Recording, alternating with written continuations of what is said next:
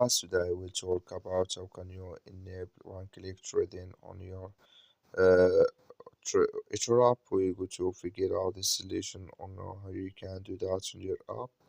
So you just follow these ways, then it's going to work with you. So all you have to do, just go here above this sign, click on it.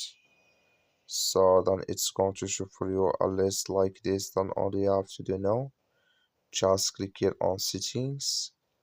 So when you just click on settings, it's going to take you to next step here. Click here on trading here, just click on it. Then you go down, you come here to one click trading, just click in this sign. Sorry, you click here in this sign. Like you see this color show for us, that's mean here one click trading enable with us now.